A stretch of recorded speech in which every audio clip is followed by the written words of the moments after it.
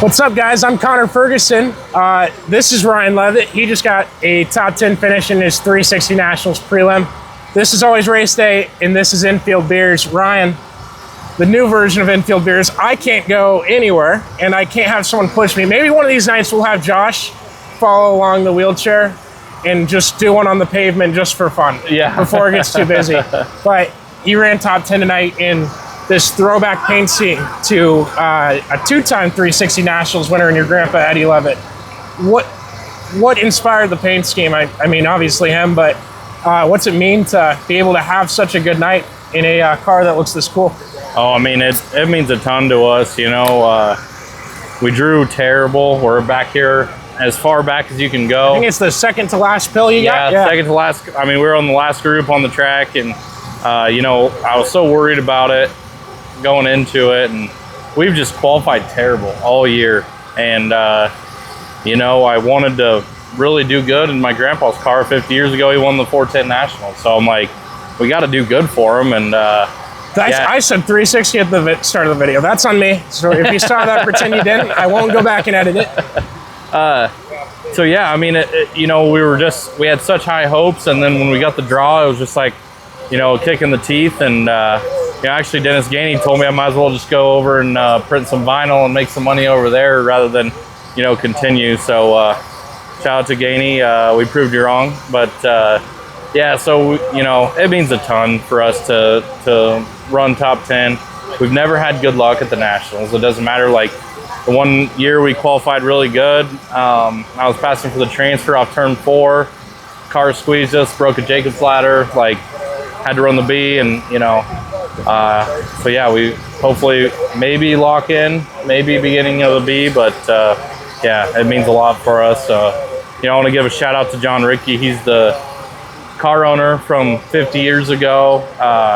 He was in the hospital tonight. I did get to talk to him a little bit before the race, and sounds like he's hoping to get released tomorrow. So hopefully he can make it down for Saturday. Heck yeah. Good luck to him. And to talk about your t-shirt business with the vinyl wrap and everything. Your building is right down the road, right up the street from Knoxville, and you're as well known in this town as anyone I know here. Mm-hmm. It's awesome what you've been able to build with that. Yeah, no, we started my parents' basement 5 years ago.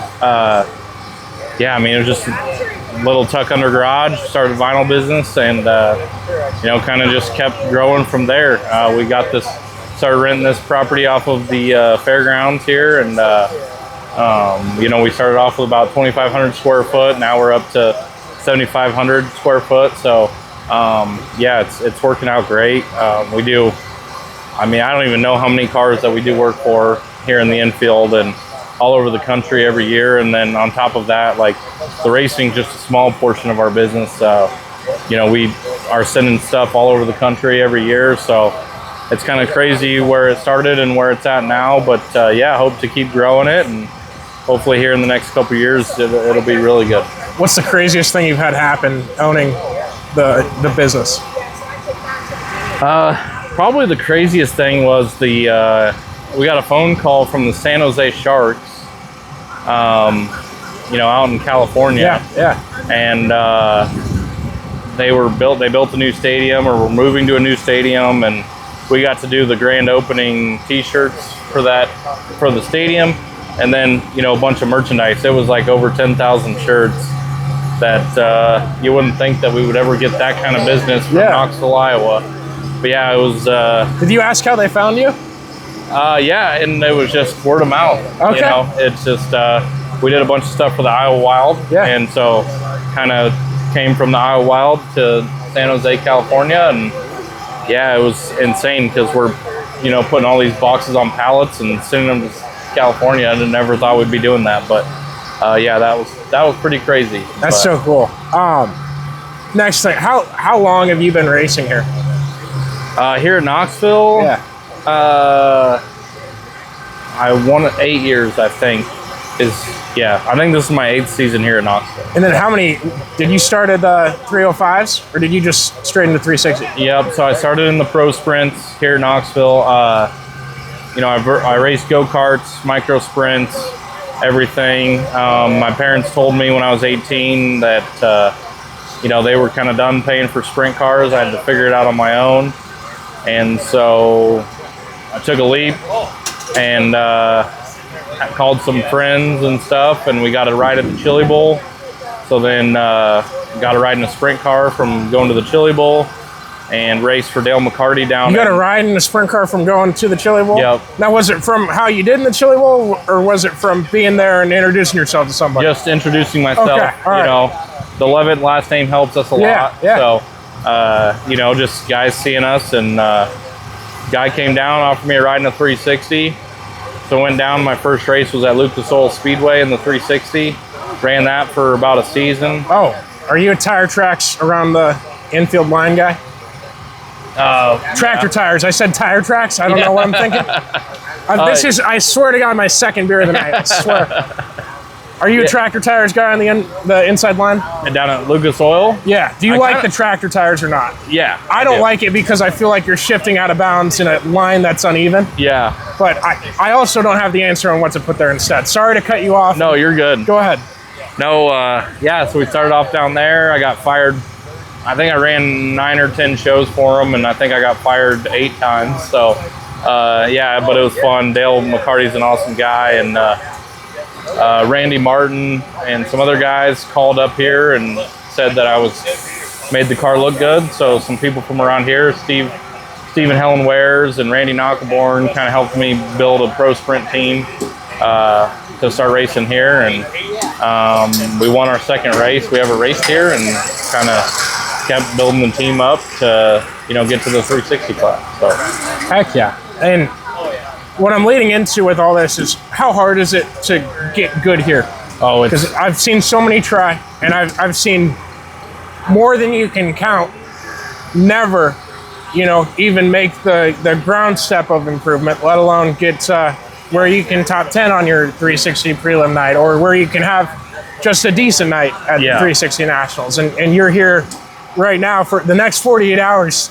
Savor it, because I'm pretty good at jinxing people. I really hope I don't do it, I swear. But how hard is it to get good at Knoxville? Oh, it's so tough. And, you know, and it's really tough for us because, you know, we don't race anywhere else. We don't, as much as I would love to, we don't race anywhere else. So we're stuck here racing, you know, weekly.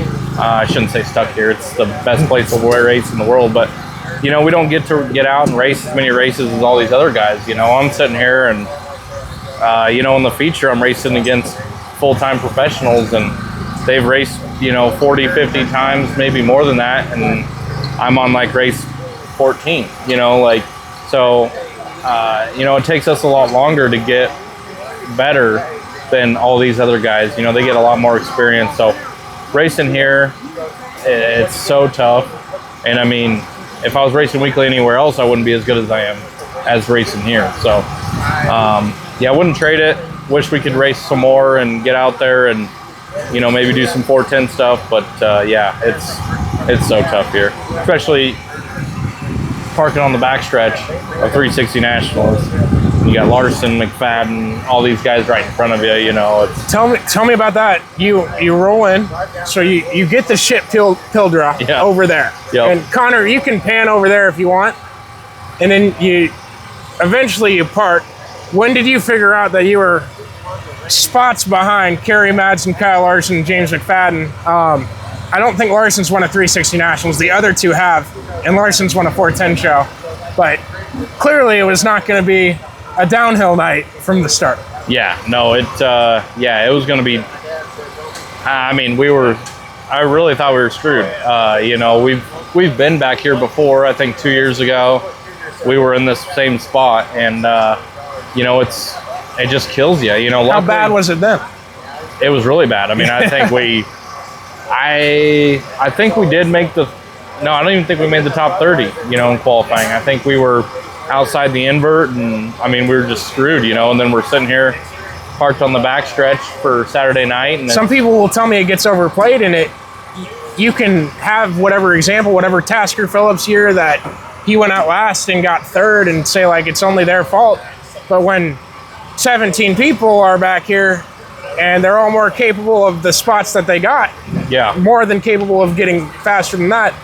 You kind of look at it and you're like, this is a really huge deal. Like, and if you have a bad pill draw, it is something to look for. Oh yeah, for sure. And you know, I went down the backstretch. I kind of was shooting my goal. I was like, you know, if we could be in the, you know, 16s, we'd be sitting pretty good.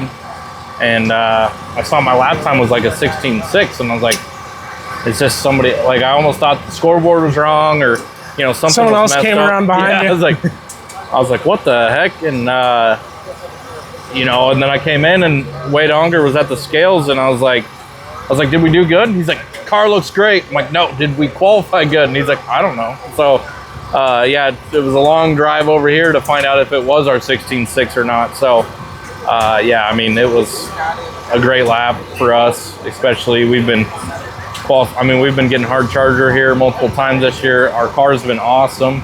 We just haven't qualified. So to kind of put it all together tonight with this stout of a field, we're pretty proud of it.